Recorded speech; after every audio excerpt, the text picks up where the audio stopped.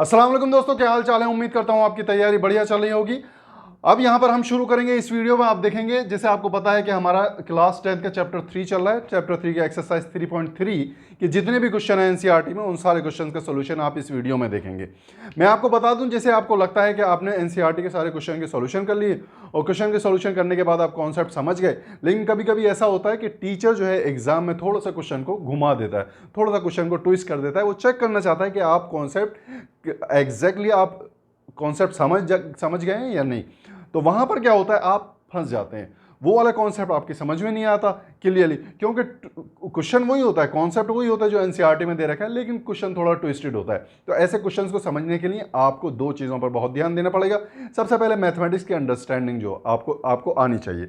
यानी class 10th में अगर आप पहुंच गए तो क्लास 9, क्लास 8, क्लास 7 टीचर को ये पता है कि आप ये सारी क्लास पास करने के बाद क्लास 10 तक गए। यानी क्लास 9th में अगर कोई कॉन्सेप्ट है तो वो आपको पता होना चाहिए। जैसे हम यहाँ पर पढ़ रहे हैं pair of linear equation in 2 variable, ये वाला चैप्टर हम पढ़ रहे हैं। तो ये चैप्टर अगर हम पढ़ रहे हैं तो क्लास 9th में आपका लॉ ऑफ एक्सपोनेंट जो था ना, वो भी आपको पता होना चाहिए। सरफेस एरिया एंड वॉल्यूम जो था वो भी आपको पता होना चाहिए। टीचर को ये भी पता है कि कोऑर्डिनेट ज्योमेट्री का बेसिक भी आपको पता है, क्योंकि आप क्लास 9th कंप्लीट कर चुके हैं, क्लास 9th आप कवर कर चुके हैं। तो मैथमेटिक्स को समझने के लिए मैथमेटिक्स की अंडरस्टैंडिंग प्लस इंप्लीमेंटेशन बहुत ज़रूरी है। तो आपको ये पता होना चाहिए कि किस कॉन्सेप्ट को कहाँ पर इंप्लीमेंट करना है। तो रिलेट करना शुरू कर दीजिए आप क्वेश्चंस को आज से ही। जब आप क्वेश्चंस को, मैथमेटिक्स क्वेश्चंस को अपनी लाइफ से, डेली लाइफ से रिलेट करेंगे तो आपके समझ में आने शुरू हो जाएंगे। जितने भी वर्ड प्रॉब्लम है आप डेली अपनी लाइफ से रिलेट करिए। यानी अगर ए बंदे ने 4 किलो एप्पल इतने रुपए के खरीदे तो 6 किलो एप्पल कितने के हुए, इस तरह के क्वेश्चन जो है ना, वर्ड प्रॉब्लम, ये हमारी डेली लाइफ में आती हैं। तो इसी तरह लीनियर इक्वेशंस उसके ऊपर बनती हैं। लीनियर इक्वेशंस आप बनाना सीख जाएंगे, और जब आपके पास लीनियर इक्वेशन बनाना आप सीख जाएंगे तो आपका कॉन्सेप्ट बिल्कुल क्लियर होगा। आपके पास कोई भी क्वेश्चन आए, ट्विस्टेड क्वेश्चन, वो आप कर देंगे। चलिए, आपका टाइम वेस्ट ना करते हुए, अगर आप हमारे चैनल पर नए हैं तो चैनल को सब्सक्राइब करके बेल आइकन का बटन जरूर दबा देना। इसी तरह की वीडियोस आपको यहां पर मिलती हैं। शुरू करते हैं IM क्लासेस की अगली क्लास।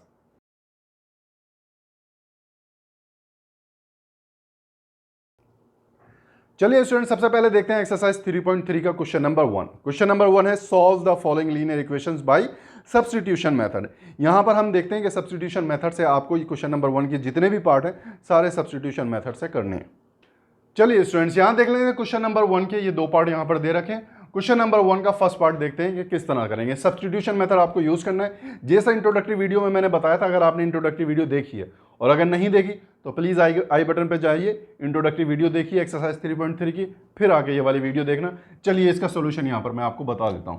सबसे पहले इसको मान लीजिए इक्वेशन 1, ये आपने मान ली इक्वेशन 2। मैंने आपको बताया था जो भी इजी इक्वेशन आपको लगती हो वो उठा ले। सबसे पहले मैं उठाऊंगा इक्वेशन 2 को, फ्रॉम इक्वेशन 2। यहां पर इक्वेशन 2 मैंने लिख ली x - y = 4 as it is, बिल्कुल नीचे कॉपी कर लिया। टेंशन लेने की जरूरत नहीं है, एक एक चीज आपको बताऊंगा, एक एक चीज आपको समझाऊंगा, सारी चीजें हलवे की तरह आपको समझ में आ जाएंगी। यहां से x की वैल्यू निकालेंगे in term of y। x की वैल्यू कैसे आएगी, y - y जब यहां पर ट्रांसपोर्ट होगा तो y प्लस में हो जाएगा। ये x की वैल्यू आ गई इन टर्म ऑफ y, और इसको आपने मान लिया इक्वेशन 3। अब यहां पर आके आपका कॉन्सेप्ट स्टार्ट होता है कि सब्स्टिट्यूट करेंगे वैल्यू को। Substitute the value of x in equation, हमने इक्वेशन 2 के ऊपर काम किया था तो इक्वेशन 1 में आप सब्स्टिट्यूट करेंगे। सबसे पहले इक्वेशन 1 लिख लीजिए, x + y = 14, ताकि कोई कंफ्यूजन ना हो उन लोगों के लिए भी जो फर्स्ट टाइम ये वीडियो देख रहे हैं। तो x + y = 14। अब यहां पर x की वैल्यू सब्स्टिट्यूट करनी है जो y के टर्म में आपके पास आई है। x को रिप्लेस कर देंगे, यानी 4 + y प्लस ये वाला y जो है ये लिखेंगे इजिकल टू 14। दोनों लाइक टर्म ऐड हो जाएंगी, 2y = 14। 4 यहां से ट्रांसपोर्ट होगा तो -4 हो जाएगा, यानी 14 - 4 10 हो जाएगा। y = 10 डिवाइड बाई 2, क्योंकि 2 मल्टीप्लीकेशन में है, इजिकल टू के इधर जाएगा तो डिवाइड में हो जाएगा। 2 1 = 2, 2 5 = 10। y की वैल्यू आ गई आपके पास 5। यहां पर y की वैल्यू आपके पास 5 आ गई। अब क्या करेंगे, y की वैल्यू इक्वेशन 3 में रख लीजिए। खलास, y की वैल्यू इक्वेशन 3 में जैसे रखेंगे आपकी x की वैल्यू आ जाएगी। सब्स्टिट्यूट, अब सब्स्टिट्यूट कर लीजिए आप y इन इक्वेशन 3, यानी इक्वेशन 3 आपके पास क्या थी, x = 4 + y, जो कि हो जाएगा 4 + y की जगह 5, यानी x = 5 + 4 9। ये आपके पास आंसर आ गया। x is equal to 4 and y is equal to x is equal to 9 sorry and y is equal to 5। Answer आपके पास आ गया। इसको देख लीजिए, उतार लीजिए। नेक्स्ट क्वेश्चन देख लेते हैं जल्दी से। ये लाइन बीच में खिंच गई। ये आपके पास इक्वेशन दे रखी है, इक्वेशन 1। इक्वेशन 2 को आगे बढ़ने से पहले जैसे मैंने आपको बताया था फ्रैक्शंस हटाने। फ्रैक्शन कैसे हटते हैं? डिनोमिनेटर में जो भी नंबर हैं उनके प्रोडक्ट से आप पूरे इक्वेशन की मल्टीप्लाई कर दीजिए। ठीक है, इसकी मल्टीप्लाई कर दी प्रोडक्ट से, 3 इंटू 2 से, यानी 6 से पूरे इसकी मल्टीप्लाई करी। 6 से जब इसकी मल्टीप्लाई करेंगे तो कुछ इस तरह की इक्वेशन होगी, plus 6 multiply by t by 2 is equal to 6 into 6, 3 2 6, 2 3 6, यानी 2s plus 3t is equal to 36। ये आपके पास इक्वेशन 2 हो गई। इक्वेशन 1 एंड इक्वेशन 2 आपके पास यहाँ पर आ गई। अब क्या करेंगे? फ्रॉम इक्वेशन 1, क्योंकि इक्वेशन 1 मेरे लिए आसान है, जो कि है आपके पास s minus T is equal to 3। यहाँ से s की वैल्यू आ जाएगी 3 प्लस टी, क्योंकि t माइनस में है, इज इक्वल टू के अदर साइड जाएगा तो प्लस में हो जाएगा, और इसको मैं मान लूंगा इक्वेशन 3, जैसे इस क्वेश्चन में माना था इक्वेशन 3, इसको मान लेंगे इक्वेशन 3। अब करेंगे सब्स्टिट्यूट। क्या सब्स्टिट्यूट करेंगे? सब्स्टिट्यूट, बिल्कुल सही आपने सोचा, सब्स्टिट्यूट s इन इक्वेशन 2। जो इक्वेशन 2 यहाँ पर है, s की जगह ये वैल्यू रख देंगे, यानी 2 multiply by 3 plus T plus 3t is equal to 36 यहाँ पर हो गया। 2 into 3 6 plus 2t plus 3t is equal to 36, जो कि आपको देगा 2t प्लस 3t हो जाएगा आपके पास 5t is equal to 36 minus 6 which is 30, यानी t is equal to 30 divide by 5, 5 1 ज़ा 5, 5 6 ज़ा 30। t की वैल्यू यहाँ पर आपके पास 6 आ गई। अब यहाँ पर t की वैल्यू जब 6 आ गई तो s की वैल्यू निकालना चुटकियों का खेल। आपने क्या किया? Substitute t in equation 3। Equation 3 में t की वैल्यू रखी, यानी s is equal to 3 plus t की जगह 6, एक ही लाइन में s की वैल्यू आ गई 9। यही आपका आंसर होगा। देखा, सब्स्टिट्यूशन मेथड बहुत ही आसान है, आपको सिर्फ एल्जेब्रिक एक्सप्रेशन को समझना है, उसको थोड़ा सा सिंप्लीफाई करना है, अगर सिंप्लीफाई नहीं है तो, और जो भी इजी इक्वेशन है उसको उठाकर आपको एक वेरिएबल की वैल्यू दूसरे वेरिएबल के टर्म में निकाल देनी है। तो वीडियो को पॉज करके इसको उतार लीजिए और हम आगे चलते हैं और क्वेश्चन के सोल्यूशन देखते हैं। चलिए स्टूडेंट्स, अब देखते हैं क्वेश्चन नंबर 1 का पार्ट 3। पार्ट 3 क्या कहता है? 3x minus Y is equal to 3, इसको मान लेंगे इक्वेशन 1। सेकंड इक्वेशन आपके पास क्या है? 9x minus 3y is equal to 9, ये हो गई आपके पास second equation. Using the substitution method find the solution. ठीक है, सॉल्यूशन फाइंड करने के लिए सबसे पहले इक्वेशन 1 को उठा लेता हूँ। फ्रॉम इक्वेशन 1, फ्रॉम इक्वेशन 1 क्या होगा? 3x minus Y is equal to 3। यहाँ से मैं y की वैल्यू निकालता हूँ, y इज इक्वल टू कितना होगा? y माइनस में, ये इधर जाएगा तो प्लस में हो जाएगा, 3x एज इट इज़ रहेगा, 3 जब इधर आएगा तो माइनस में हो जाएगा, यानी 3 एंड y की पोजीशन आपस में इंटरचेंज हो गई बस, और ये हो गई आपकी इक्वेशन 3। अब क्या करेंगे? Substitute the value of y in equation 2। Equation 2 में रखेंगे क्योंकि इक्वेशन 1 पे हम ऑलरेडी काम कर चुके हैं। इक्वेशन 1 से हमने y की वैल्यू निकाली है। तो यहाँ पर देख लीजिए, 9x माइनस 3 इंटू 3, वाई की जगह क्या रखना है? 3x minus 3 is equal to 9 आपके पास आ गया। 9x as it is minus 3 की मल्टीप्लाई अंदर होगी, minus 9x plus 9 is equal to 9। 9x cancel, 9 is equal to 9। ये क्या हुआ? आपका वेरिएबल गायब, यहाँ से वेरिएबल आपका ख़त्म हो गया, वेरिएबल एलिमिनेट हो गया, वेरिएबल कैंसिल हो गया आपस में एक दूसरे के साथ। 9x माइनस 9x आ गया, वेरिएबल इक्वेशन में नहीं है, x की वैल्यू ही नहीं आएगी तो y की वैल्यू कैसे निकलेगी? लेकिन यहाँ पर क्या है? 9 इज इक्वल टू 9, यानी statement is true, this is true statement. तो याद करिए, मैंने इंट्रोडक्टरी वीडियो में लास्ट में 2 पॉइंट आपको लिखवाए थे, उन पॉइंट्स को याद करिए। अगर आपका वेरिएबल एलिमिनेट हो जाता है, x एंड y अगर कैंसिल हो जाते हैं, ठीक है, और कैंसिल होने के बाद स्टेटमेंट ट्रू होता है, स्टेटमेंट ट्रू होता है। देन इक्वेशंस क्या होंगी, equations have infinite many solution, infinite many solutions होंगे इसके, ठीक है। यहाँ पर कुछ भी नहीं होगा आगे, ठीक है। यहाँ पर आप लिख देंगे इसी के बाद therefore equations have infinite many solution. और जब इनफाइनाइट मैनी सॉल्यूशन है किसी दो इक्वेशंस के, तो आप कैसे निकालेंगे सॉल्यूशन, कौन सा सॉल्यूशन निकालेंगे आप, 1 2 सॉल्यूशन तो निकाल नहीं सकते, इनफाइनाइट सॉल्यूशंस है यहाँ पर, ठीक है, यूनिक सॉल्यूशन नहीं है। तो यहाँ पर मैं दूसरा पॉइंट भी यहाँ पर आपको रिवाइज करा देता हूँ। अगर x और y जो है कोई भी एक कैंसिल हो जाता है एंड स्टेटमेंट आपके पास जो आ रहा है वो फॉल्स है, ठीक है, स्टेटमेंट आपके पास जो है वो फॉल्स है, देन आपके जो इक्वेशंस हैं हैव नो सॉल्यूशन, तब इक्वेशन के कोई भी सॉल्यूशन नहीं होगा, पैरेलल लाइंस होंगी, ठीक है। आप कहते हैं कि ये कैसे हो गया, ठीक है, ये हमने प्रूफ किया था इंट्रोडक्टरी वीडियो में, हमने चेक किया था, इसको भी चेक कर लेते हैं। आप कह रहे हैं यहाँ पर कि इनफाइनाइट मैनी सॉल्यूशन है, कहने का मतलब क्या हो गया, a1 डिवाइड बाई a2 निकाल के देख लेते हैं। यहाँ पर क्या है, a1 डिवाइड बाई a2 का मतलब हो गया 3 डिवाइड बाई 9, 3 1 ज़ा 3, 3 3 ज़ा 9 यानी 1/3। दूसरा क्या है, b1 डिवाइड बाई b2 देख लेते हैं क्या है, b1 क्या है -1 एंड b2 क्या है -3, -1 -3 यही है ना, यहाँ पर माइनस से minus cancel, 1/3। c1 divide by c2 देख लेते हैं क्या है, c1 डिवाइड बाई c2 है आपके पास 3 डिवाइड बाई 9, 3 1 ज़ा 3 एंड 3 3 ज़ा 9। देख लीजिए तीनों रेशियो इक्वल हैं, यानी आपकी लाइन जो है वो कौन साइड्स कर रही हैं, ठीक है, लाइन कॉन्साइड ईच अदर। तो जब लाइन कॉन्साइड कर रही हैं तो आपके पास इनफाइनाइट मैनी सॉल्यूशन होंगे। ये हमने प्रूफ कर दिया रेशियो ऑफ कोफिशिएंट से भी, ठीक है, कोफिशिएंट का रेशियो जब हमने कंपेयर किए तो तीनों रेशियो इक्वल आए। तो ये था इसका सॉल्यूशन। वीडियो को पॉज करके इसको उतार लीजिए, अब आगे क्वेश्चंस देखते हैं।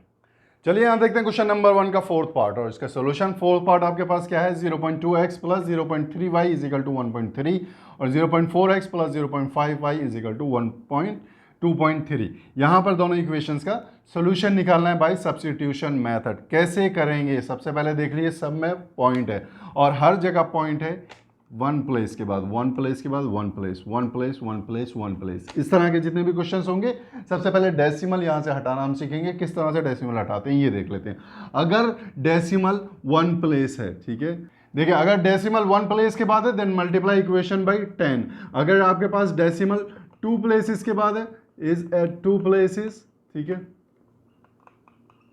Then multiply by 100। इतने ही जीरो होंगे, जितने प्लेसेस होंगे इतने ही नंबर ऑफ जीरो होंगे यहाँ पर। अगर डेसिमल आपके पास 3 प्लेसेस के बाद है देन मल्टीप्लाई करेंगे 1000 से, जितने भी, और जो भी मैक्सिमम प्लेसेस होंगे उसी से मल्टीप्लाई करेंगे। ये मैं आपको 1-2 एग्जाम्पल के साथ भी समझा दूंगा। तो यहाँ पर क्या है, 1 प्लेसेस के बाद डेसिमल है, इसकी मल्टीप्लाई कर देंगे 10 से, इसकी भी मल्टीप्लाई 10 से करेंगे।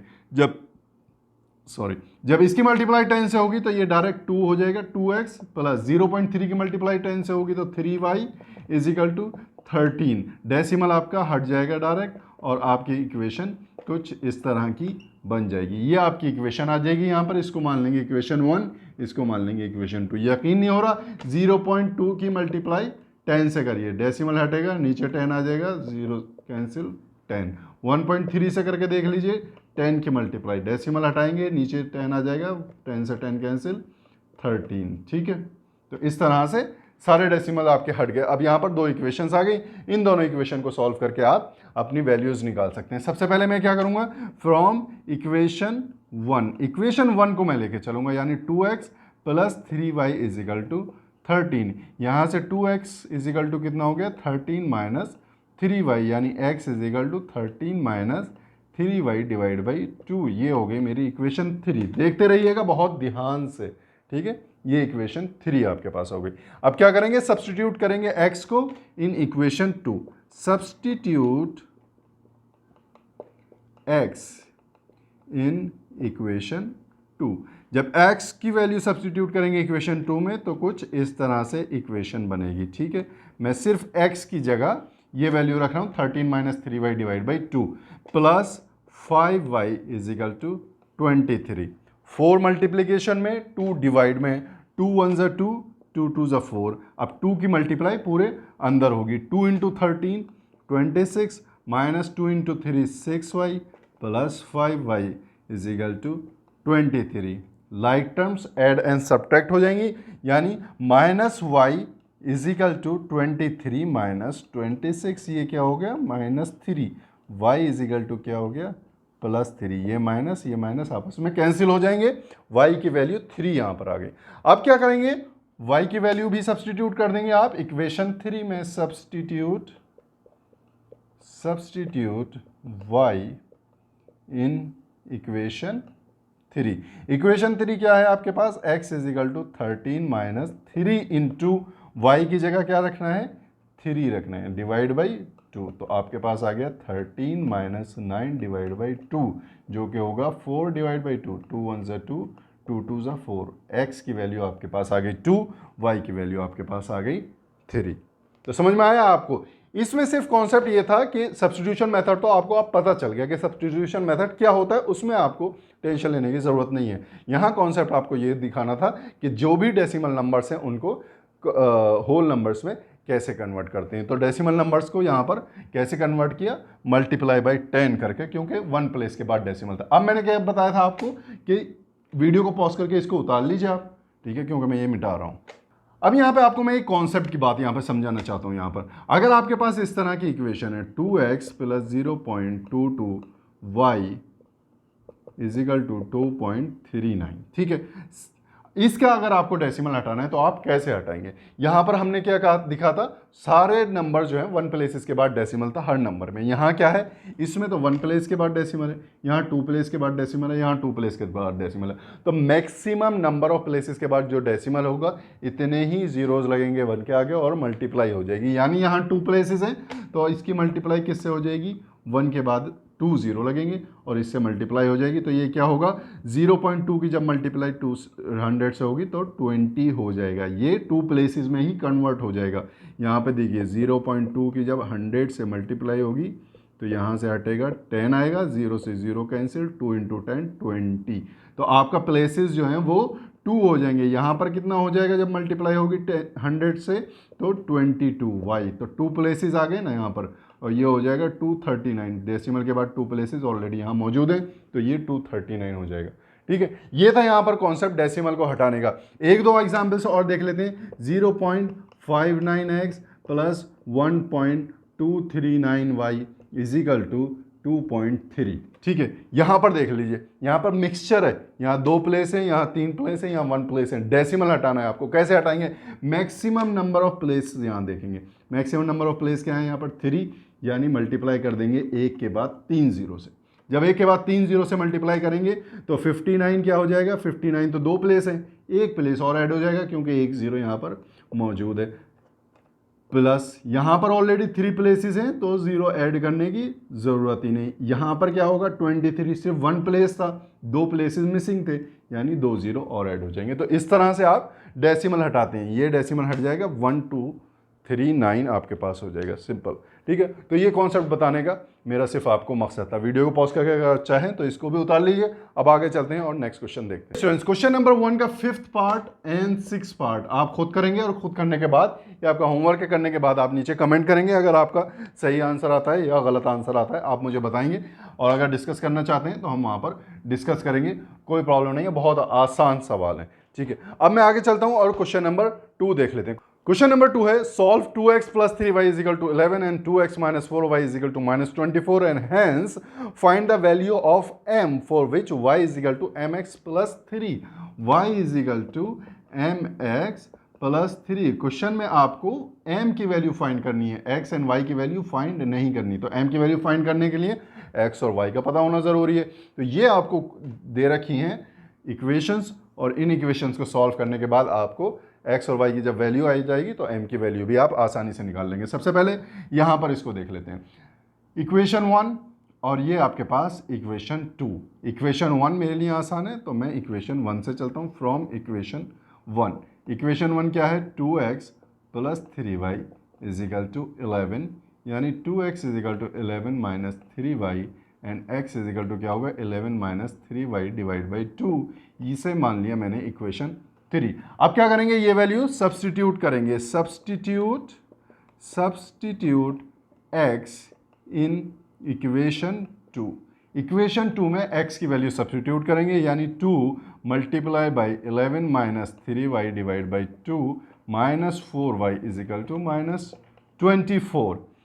ठीक है, यहाँ पर 2 से मल्टीप्लीकेशन है, 2 से डिवाइड है, दोनों कैंसिल हो जाएंगे। आपके पास बचेगा 11 minus 3y minus 4y is equal to minus 24। Like terms add हो जाएंगी, माइनस 3 माइनस 4 आपके पास होगा minus 7 is equal to minus 24 minus 11 plus में है, इज इक्वल टू का इधर जाएगा माइनस में हो जाएगा, दोनों वैल्यूज़ आपकी ऐड हो जाएंगी जो आपको देगा minus 35।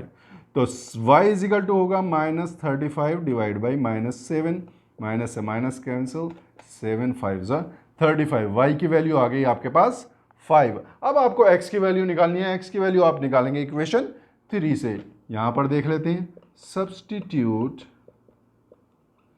The value of y in equation 3। Equation 3 में y की वैल्यू जब हम रखेंगे तो x इज इक्वल टू क्या है 11 minus 3 multiply by 5 divided by 2। तो x की वैल्यू क्या आ गई 11 माइनस 5 इंटू 3 15 डिवाइड बाई 2 जो कि होगा माइनस 4 डिवाइड बाई 2, 2 1 ज़ा 2 एंड 2 2 ज़ा 4 जो कि होगा with minus sign. y x is equal to minus 2 यहाँ पर आ गया।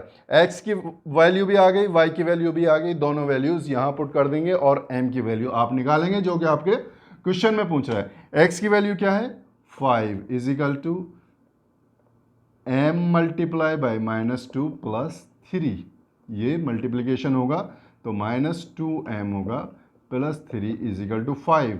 मैंने क्या किया, इसको इक्वेशन को सिर्फ पलट कर लिख लिया, इस पूरी इक्वेशन को इधर रख लिया, is equal to and 5 is equal to के अदर साइड है, तो यहाँ पर मैंने इसको सिर्फ इस तरह से लिख लिया, यानी 2m इज इक्वल टू कितना होगा 5 माइनस 3 जो कि आपको रिजल्ट देगा 2।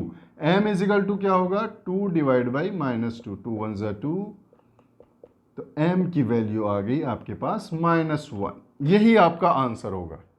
ठीक है, तो ये समझ में आ गया। आपके क्वेश्चन में आपको इक्वेशंस दे रखी हैं और m की वैल्यू निकालनी है, यानी 3 यहाँ पर अननोन है, x अननोन है, y अननोन है और m अननोन है। याद रखिएगा जितने अननोन है इतनी ही इक्वेशंस चाहिए आपको सॉल्व करने के लिए।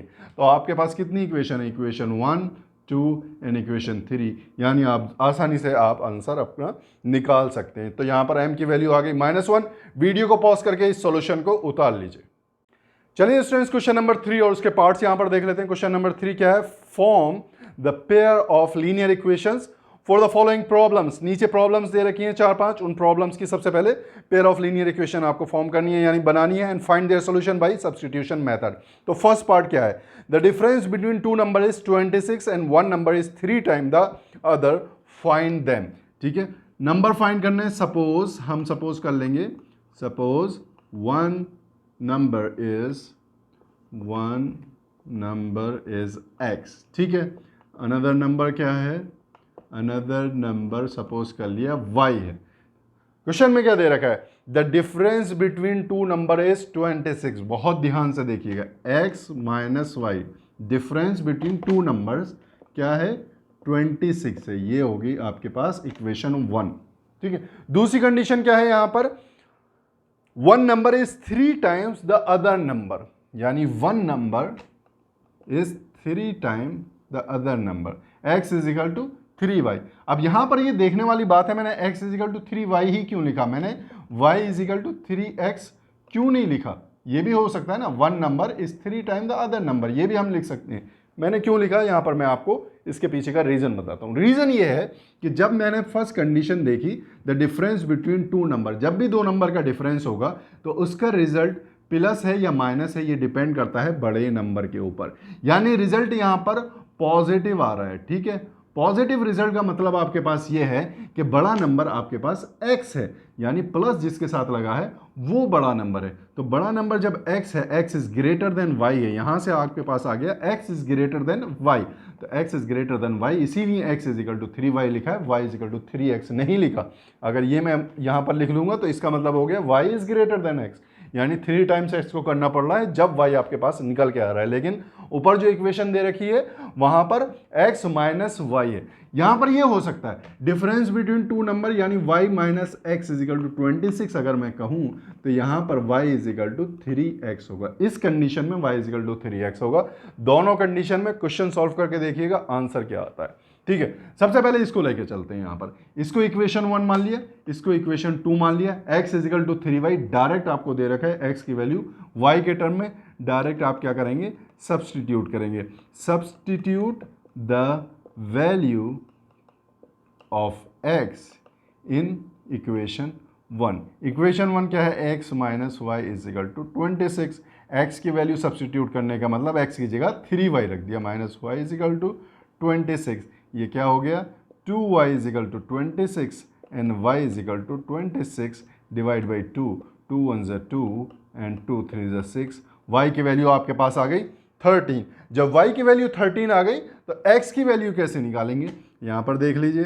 अब again substitute the value of y in equation, कौन सी इक्वेशन, 3।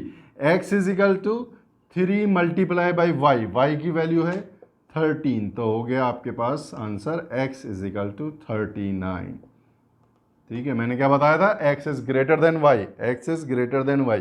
यहाँ से जब क्वेश्चन सॉल्व करेंगे ये, तो यहाँ पर आपके पास x की वैल्यू आ जाएगी 13 और y की वैल्यू आ जाएगी 39।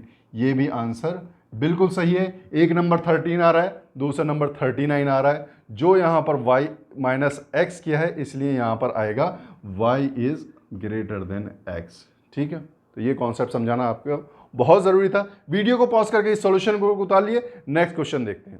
क्वेश्चन नंबर 2 यहाँ पर है, सेकंड पार्ट है क्वेश्चन नंबर 3 का। The larger of to supplementary angles exceed the smaller by 18 degree, find them. दो एंगल है, एक बड़ा है एक छोटा है, दोनों का डिफरेंस क्या है, 18 है, यानी लार्जर एक्सीड कर रहा है स्मॉलर से बाई 18 डिग्री। तो आपको दोनों का वैल्यू निकालनी है। सपोज क्या करना है, सपोज यहाँ पर सपोज द लार्जर एंगल, पहले ही लार्जर मान लिया x, ठीक है, और स्मॉलर एंगल को मान लिया हमने, स्मॉलर एंगल है y।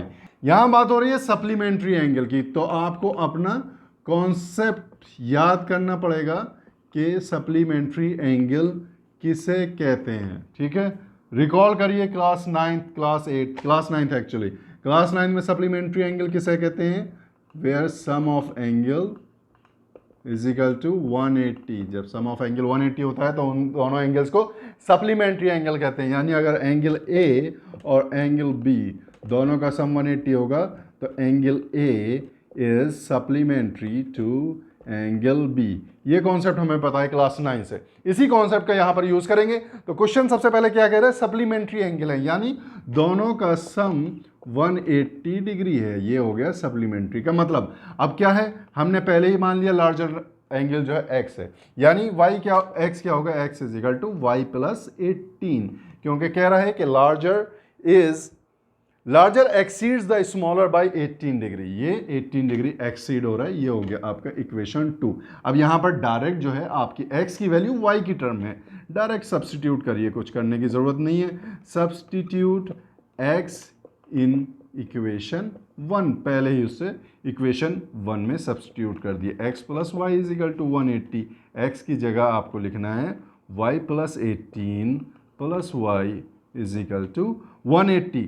y प्लस वाई यानी 2y is equal to 180 minus 18, जो कि आपको देगा कितना, 162 आपके पास आ गया, यानी y इज इक्वल टू हो गया 162 डिवाइड बाई 2, तो ये आपके पास आ गया 81। y की वैल्यू आ गई 81। एक एंगल आपके पास आ गया 81, दूसरा एंगल यहाँ से निकाल लेंगे आप इक्वेशन 2 से।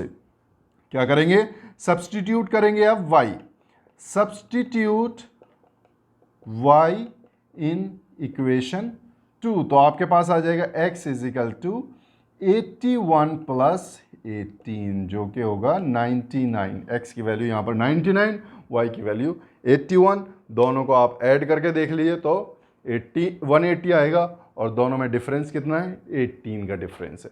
तो स्टूडेंट्स ये था कुछ कॉन्सेप्ट इसके पीछे, ये भी आपके साथ साथ चलते रहेंगे। एक वीडियो को पॉज करिए और इस सॉल्यूशन को उतार लीजिए। अगला क्वेश्चन देखते हैं। चलिए स्टूडेंट्स क्वेश्चन नंबर 3 का थर्ड पार्ट यहां देखते हैं। The coach of a cricket team buys 7 bats and 6 balls for 3,800 rupees. Later she buys 3 bats and 5 balls for 1,750 rupees. Find the cost of each ball and each bat.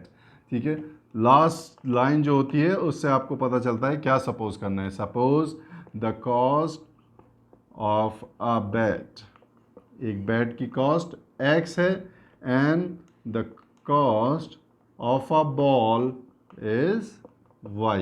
x और y मान लिया हमने bat की cost and ball की cost को। Question में condition क्या दे रखी है? सबसे पहले कंडीशन है 7 बैट्स एंड 6 बॉल्स। 7 बैट्स का मतलब हो गया 7 की मल्टीप्लाई कर दिया x में एंड 6 बॉल ये हो गई, तो आप उसने पे किया 3800। ये आपके पास इक्वेशन 1 आ गई। सेकंड इक्वेशन क्या है? उसने बाई किए 3 बैट्स एंड 5 बॉल्स। जब उसने 3 बैट्स बाई किए एंड 5 बॉल्स बाई की तो उसने पे किया 1750। ये इक्वेशन आपके पास 2 आ गई। अब क्या करेंगे यहाँ पर? इन्हीं इक्वेशन से आप सब्स्टिट्यूशन मेथड लगाकर x और y की वैल्यू निकालेंगे। सबसे पहले हम चलते हैं फ्रॉम इक्वेशन 2। इक्वेशन 2 को यहाँ से उठाते हैं और आप देखते हैं कि 3x plus 5y is equal to 1750 है। तो यहाँ से 3x इजिकल टू क्या होगा? 1750।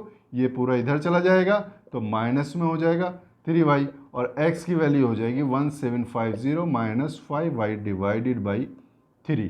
ये हो गई आपकी इक्वेशन 3। तो अब यहाँ पर x की वैल्यू को जो यहाँ पर रिप्लेस कर देंगे और पुट कर देंगे इन equation 1। Substitute x in equation 1। जब x की वैल्यू 1 में सब्स्टिट्यूट करेंगे तो 7 मल्टीप्लाई बाई x, यानी x की जगह आप रखेंगे 1750 minus 5y divide by 3 plus 6y is equal to 3800। अब यहाँ पर मैं क्या करूँगा? सबसे पहले क्या करूँगा? यहाँ पर 3 डिवाइड में है, सबसे पहले 3 को यहाँ से एलिमिनेट कर दूंगा, यानी 3 की मल्टीप्लिकेशन कर दूंगा पूरी इक्वेशन में। ठीक है, पूरी इक्वेशन को 3 से मल्टीप्लाई कर रहा हूँ। यहाँ पर 3 से जब मल्टीप्लाई करूँगा तो यहाँ से 3 गायब हो जाएगा और 7 की मल्टीप्लाई अंदर होगी तो क्या होगा? 0 7 5 35, 3 7 7 49, 50 51 52, यानी 5 7 एकम 7 5 12। ये हो गया माइनस 7 5 35। और जब यहाँ 3 की मल्टीप्लाई होगी तो 6 3 18y। अब यहाँ पर 3 की मल्टीप्लाई होगी तो क्या होगा? 8 3 24, 2 एंड 3 3 9 एंड 2 कितना हो गया आपके पास? 11। देखते रहिए, यहाँ पर बड़े नंबर्स आ रहे हैं, घबराना नहीं है। यहाँ पर सबसे पहले आप यहाँ पर y निकालिए। y कितना होगा यहाँ पर? 35 माइनस 18, तो यहाँ पर होगा 15, यानी 7 एंड 1 17y जो कि माइनस में होगा इज इक्वल टू 400 माइनस 12250। यहाँ पर 12250 और 400 जब माइनस करेंगे तो आपके पास आ जाएगा यहाँ पर 50 12, यानी 8 एंड 0 0 850 जो कि माइनस में होगा यहाँ पर। ठीक है, क्योंकि बड़ा नंबर यहाँ पर माइनस में है। तो y इजिकल टू कितना होगा? Minus 850 divide by minus 17। Minus से माइनस कैंसिल हो गया। 17 से अब हम इसको काटने की कोशिश करेंगे तो क्या होगा? 17 5 85, आपको पता है यहाँ से 17 5 85, तो y की वैल्यू आपके पास आ गई 50। अब ऐसे ही यहाँ पर x की वैल्यू निकालेंगे। देख लीजिए x की वैल्यू कैसे निकालेंगे। मैं एक काम करता हूँ, ये लाइन यहाँ पर खींच ली, यहाँ निकाल लेंगे x की value. Substitute y in equation 3। Equation 3 में y की वैल्यू सब्स्टिट्यूट करेंगे, यानी x इजिकल टू कितना है? 1750 माइनस 5 इंटू 50 डिवाइड बाई 3। देख लेते हैं क्या आता है। 1750 माइनस इसकी मल्टीप्लाई करेंगे 5 5 25 250 डिवाइड बाई 3, तो ये आपके पास आ जाएगा 750 में से 250 डिवाइड करेंगे तो 1500 आ जाएगा डिवाइड बाई 3, तो यहाँ पर आपके पास आएगा 3 5 15 यानी x इज इक्वल टू 500, यानी बैट जो है आपके पास 500 का है और बॉल है आपके पास 50 रुपीज़ की। ठीक है, देख लीजिए 500 का बैट इतना कॉस्टली भी नहीं है, वैसे ही महंगाई ज़्यादा हो रही है, बॉल 50 रुपीज़ की है। ठीक है, तो ये इस तरह से आप क्वेश्चन सॉल्व कर सकते हैं। वीडियो को पॉज करके इसका सॉल्यूशन उतार लीजिए, आगे चलते हैं। चलिए स्टूडेंट्स, अब आगे चलते हैं। क्वेश्चन नंबर 3 का जो फोर्थ पार्ट है इसको बहुत ही ध्यान से देख लेते हैं और समझ लेते हैं फोर्थ पार्ट क्या कह रहा है। यहाँ पर फोर्थ पार्ट क्या कहता है कि the taxi charges in a city consist of a fix charge together with a charge for a distance cover. जब आप किसी टैक्सी में बैठते हैं तो कुछ ना कुछ फिक्स चार्ज होते हैं। टैक्सी वाला कहता है भैया आप बैठ तो रहे हैं, चाहे 1 किलोमीटर के बाद उतरें या 2 किलोमीटर के बाद उतरें, 50 रुपये तो मेरे होते ही होते हैं मीटर डाउन करते ही। ठीक है, 50 रुपये से ऊपर आप जितने किलोमीटर चलेंगे फिर मैं किलोमीटर के हिसाब से आपसे पैसे चार्ज करूंगा। तो ये सिनारियो है यहाँ पर। आप मान लीजिए दिल्ली में कहीं से एक जगह से दूसरी जगह जा रहे हैं या किसी भी सिटी में आप एक प्लेस से दूसरी प्लेस जा रहे हैं, आपने टैक्सी हायर की, टैक्सी वाले ने कहा सर मीटर डाउन करते ही 100 रुपये या 50 रुपये या 200 रुपये जो है मेरे चार्जेस होते हैं वो। ठीक है, उसके बाद चाहे आप 1 किलोमीटर जाएँ 2 किलोमीटर जाएँ, जितने भी किलोमीटर जाएंगे उसके मैं किलोमीटर्स के हिसाब से लूंगा, यानी 10 रुपये पर किलोमीटर मान लीजिए मैं लूंगा और 50 रुपये फिक्स तो मेरे हैं ही मीटर डाउन करती। तो अगर 1 किलोमीटर कोई बंदा गया तो 50 रुपये तो फिक्स हो गए, प्लस 1 किलोमीटर के जो 10 रुपये हैं वो ऐड हो गए, यानी 60 रुपये उसको रुपीज़ उसको पे करने पड़ेंगे। इसी तरह का ये क्वेश्चन है। तो अब देख लेते हैं क्वेश्चन का, मैंने आपको बैकग्राउंड समझा दिया। तो टैक्सी चार्जेस हैं यानी फिक्स चार्जेस हैं कुछ, और डिस्टेंस कवर्ड होती है चार्जेस जो हैं फॉर द डिस्टेंस कवर्ड। तो for a distance of 10 kilometre the charge paid is 105। अब यहां पर सबसे पहले हम क्या सपोज करते हैं, सपोज फिक्स्ड चार्जेस जो है x है and charges as per distance charges क्या है, y है। ये तो वो आपसे टैक्सी में बैठते ही मीटर डाउन करते ही लेगा, ये पैसे वो लेगा एज पर द किलोमीटर। तो पर किलोमीटर ये चार्जेस लेगा वो, जितने भी किलोमीटर होंगे, 10 किलोमीटर होंगे तो 10 से मल्टीप्लाई हो जाएगी, 5 किलोमीटर होंगे 5 से मल्टीप्लाई हो जाएगी, अगर 50 किलोमीटर जाएंगे तो 50 से मल्टीप्लाई हो जाएगी, प्लस ये वाले चार्जेस उसके हैं हर विजिट पर। तो चलिए, for a distance of 10 kilometre the charge paid is 105। ठीक है, तो for distance of 10 kilometre, for distance of 10 kilometre, 10 kilometre distance cover करने के बाद आपने कितना पे किया उसको यहां लिख लेते हैं, 105 पे किया। ठीक है, इजिकल टू के बाद जैसे जैसे क्वेश्चन में दे रहा है मैं सिर्फ वो लिख रहा हूं, चार्जेस पेड 105। अब हम देखते हैं कि कितने चार्ज पे किए होंगे।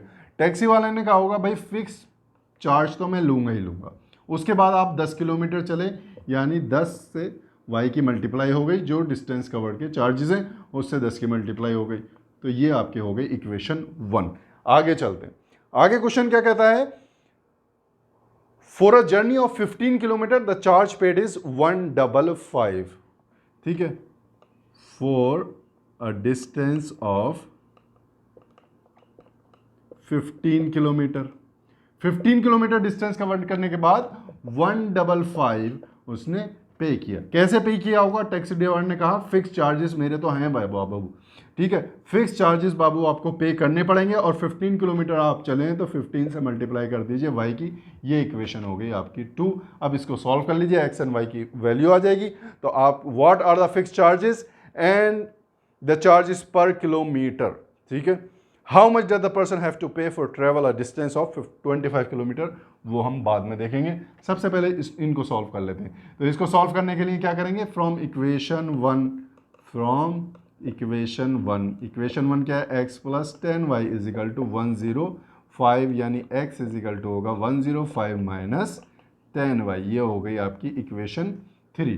थर्ड इक्वेशन ये बन गई, इसकी वैल्यू सब्स्टिट्यूट कर देंगे इक्वेशन 2 में। सब्स्टिट्यूट, बहुत ही आसान मेथड है सब्स्टिट्यूशन, x इन इक्वेशन 2। बस आपको फॉलो करना है, आपको पता होना चाहिए कि जो अलजेब्रिक इक्वेशन है वो कैसे फॉर्म करनी है। अलजेब्रिक इक्वेशन फॉर्म कर दी, उसके बाद बहुत आसान है, x की जगह आपको रखना है 105 माइनस 10y प्लस, यहाँ से शुरू हो जाइए आप, 15y इज इक्वल टू 155। तो 105 यहाँ पर हो गया, दोनों को अगर आप सॉल्व करेंगे तो plus 5y is equal to 155। 5y is equal to क्या होगा, 155 माइनस 105 जो कि आपको देगा value 50, and y is equal to होगा 50 डिवाइड बाई 5, 5 1 ज़ा 5, यानी y की वैल्यू आपके पास हो गई 10। तो चार्जेस पर किलोमीटर हैं 10 रुपीज़ वो आपसे चार्ज कर रहा है पर kilometre taxi driver. Fix charges कितने पे कर रहा है वो आप इक्वेशन 3 से निकालेंगे। कैसे, यहाँ पर आगे चलते हैं, बॉक्स बनाते हैं और x की वैल्यू निकालते हैं। Substitute y in equation 3। Equation 3 में जब y की वैल्यू सब्स्टिट्यूट करेंगे तो x की वैल्यू आएगी, x is equal to 105 minus 10 multiply by x की y की वैल्यू क्या है 10, तो ये हो गया 105 माइनस 100 जो कि आपको हो गया x is equal to 5, x is equal to सिर्फ 5। तो ज़्यादा चार्जेस नहीं ले रहा, वो कह रहा है सिर्फ 5 रुपये मैं ले रहा हूँ आपके मीटर डाउन होते ही। अब यहाँ पर सेकंड पार्ट यहाँ पर है क्वेश्चन का। सेकंड पार्ट क्या कहता है कि 25 किलोमीटर अगर आपने कवर किया है तो कितने चार्जेस आपने पे किए हैं। तो लीजिए यहाँ पर हमने एक और बॉक्स बना दिया, for distance of 20 kilometre, for distance of 25 kilometre. 25 kilometre cover करने के लिए सेम इक्वेशन लिख दीजिए, फिक्स चार्जेस प्लस 25 किलोमीटर यानी 25 मल्टीप्लाई बाई वाई। यहाँ पर वैल्यूज पुट कर दिए, x की वैल्यू है 5 प्लस 25 मल्टीप्लाई बाई वाई की वैल्यू क्या है, यहाँ से रख देंगे 10, जो कि आपको मिलेगा 5 प्लस 250, आंसर आ गया 255 रुपीज़। ये सब रुपीज़ में है, रुपीज़ में है, और ये रुपीज़ और ये रुपीज़। तो भैया ये आ गया आपका आंसर। क्वेश्चन को आपको समझना है, क्वेश्चन को आपको फील करना है, क्वेश्चन को आपको इंप्लीमेंट करना है, आपके कॉन्सेप्ट को जो कॉन्सेप्ट समझाए उसको इंप्लीमेंट करना है और आप आसानी से आंसर निकाल सकते हैं। तो वीडियो को पॉज करके इसको उतार लीजिए, आगे क्वेश्चन देखते हैं। चलिए स्टूडेंट्स, अब देखते हैं क्वेश्चन नंबर 3 का फिफ्थ पार्ट। फिफ्थ पार्ट है द फ्रैक्शन बिकम्स 9/11। फ्रैक्शन की बात हो रही है, यानी p/q के फॉर्म में फ्रैक्शन हो रहा है उसकी बात हो रही है। फ्रैक्शन आपका 9/11 बन जाता है if 2 added to both numerator and denominator. यहां पर हम फ्रैक्शन मान लेते हैं, सपोज फ्रैक्शन इज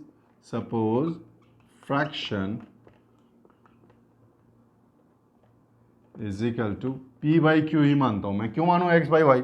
जरूरी नहीं है आप हर क्वेश्चन को x एंड y से ही डिनोट करें, ठीक है, x और y को ही लेके चलें, आप p/q लेके चलते हैं, ठीक है। नया देखते हैं यहाँ पर कौन से, तो p/q की फॉर्म में आपने फ्रैक्शन मान लिया। क्वेश्चन का फर्स्ट पार्ट क्या कहता है, यानी कंडीशन क्या दे रखी है आपको कि न्यूमरेटर और डिनोमिनेटर में 2 ऐड कर रहे हैं। जब न्यूमरेटर और डिनोमिनेटर में 2 ऐड किया तो फ्रैक्शन आपका बन गया 9/11। यहाँ 9/11 बन गया, यानी जब इसकी क्रॉस मल्टीप्लाई, इसको सॉल्व कर लेते हैं, यहीं पर क्रॉस मल्टीप्लाई करेंगे तो आप 11p plus 22 is equal to 9q plus 18, ठीक है। तो यहाँ से आपका आ गया 11p और minus 9q is equal to 18 minus 22, जो कि कुछ नहीं होगा -4 होगा। यानी आपकी इक्वेशन क्या बन गई यहाँ पर, 11p minus 9q is equal to -4, ये आपकी इक्वेशन 1 हो गई, ठीक है। आगे चलते हैं अब और सेकंड कंडीशन देख लेते हैं। सेकंड कंडीशन में क्या कह रहा है, if 3 added to both numerator and denominator it becomes 5/6। अगर न्यूमरेटर में 3 एंड डिनोमिनेटर में 3, दोनों में 3 ऐड करिए तो कुछ आपका बनेगा फ्रैक्शन 5/6। इसको कैसे सॉल्व करेंगे, अगेन वही फंडा आपका क्रॉस मल्टीप्लिकेशन। तो यहाँ पर क्या आएगा, 6 की मल्टीप्लाई ऊपर हो जाएगी, यानी 6p plus 6 3 18 is equal to 5 की मल्टीप्लाई q प्लस 3 में होगी, 5q प्लस 15। तो 6p minus 5q is equal to 15 minus 18, जो कि आपको होगा -3। अब यहाँ से क्या करेंगे, मैं क्या करूँगा, इस इक्वेशन को लेकर 6p minus 5q is equal to -3, यहाँ से मैं क्या करता हूँ कि p की वैल्यू निकाल लेता हूँ। तो 6p को मैं लिख सकता हूँ -3 प्लस 5q, यानी p इजिकल टू क्या होगा -3 प्लस 5q डिवाइड बाई 6। ये हो जाएगा आपका इक्वेशन 3। ठीक है, तो जब आपके पास ये इक्वेशन 3 आ गई, अब सब्सटीट्यूट कर देंगे इक्वेशन 3 टू इक्वेशन 1। तो चलिए देखते हैं क्या होता है। अब यहां पर मैं क्या करता हूं कि p की वैल्यू सब्सटीट्यूट करता हूं इन equation 1। Substitute the value of p in equation 1। Equation 1 क्या है? 11 मल्टीप्लाइड बाई p क्या है आपके पास? -3 plus 5q divide by 6 -9q is equal to -4। अब मैंने आपको बताया था नीचे से 6 हटाने के लिए आप क्या करेंगे? 6 से पूरे इसकी मल्टीप्लाई कर देंगे। तो क्या आएगा? जब 6 से इस टर्म की मल्टीप्लाई होगी तो यहाँ से 6 गायब हो जाएगा, यानी 11 की मल्टीप्लाई अंदर होगी। 11 इंटू 3 आपके पास क्या आएगा? -33। 11 इंटू 5 आपके पास आएगा 55q माइनस 6 की मल्टीप्लाई इस टर्म में हो रही है। 6 9 ज़ा 54, 54q इजिकल टू 6 4 ज़ा 24। ये आपके पास आ गया। अब इसको सॉल्व कर लीजिए। 55q माइनस 54q आपके पास q आ गया -24। अब ये टर्म देखिए -33 है, ये जब इजिकल टू के इधर जाएगा तो +33 यहाँ पर आ जाएगी। ठीक है, अब -33 में से 24 माइनस करेंगे, आपको बचेगा 9। ठीक है, तो q की वैल्यू यहाँ पर आ गई 9। अब यहाँ पर क्या करेंगे? p की वैल्यू निकाल लेते हैं। Substitute the value of q in equation 3। तो p की वैल्यू यहाँ पर कैसे आएगी? p इजिकल टू आप लिख सकते हैं -3 multiply by 5 into 9 divided by 6, जो कि होगा -3 प्लस, सॉरी ये प्लस है, -3 प्लस है ना ये, तो यहाँ पर प्लस होगा। -3 प्लस 5 इंटू 9 कितना होता है? 45 डिवाइड बाई 6। ये आपके पास हो गया 42 डिवाइड बाई 6 और 6 7 49, यानी 9 एंड 7। p की वैल्यू आपके पास आ गई 7। तो फ्रैक्शन आपके पास क्या हो गया? फ्रैक्शन आपके पास हो गया 7 डिवाइडेड बाई 9। ये आपका फ्रैक्शन हो गया और यही आपका आंसर हो गया। ठीक है, समझ में आया? हमने क्या किया? सिंपल आपने फ्रैक्शन मान लिया p/q, और जो कंडीशन आपको दे रखी थी कि न्यूमरेटर और डिनोमिनेटर में 2 ऐड करने के बाद फ्रैक्शन 9/11 बन जाता है, और अगर 3 ऐड करें न्यूमरेटर डिनोमिनेटर में तो आपका फ्रैक्शन 5/6 बन जाता है। उसको सॉल्व करेंगे हम सब्स्टिट्यूशन मेथड से। q की वैल्यू 9 आ गई, p की वैल्यू 7 आ गई, फ्रैक्शन आपका 7/9 आ गया।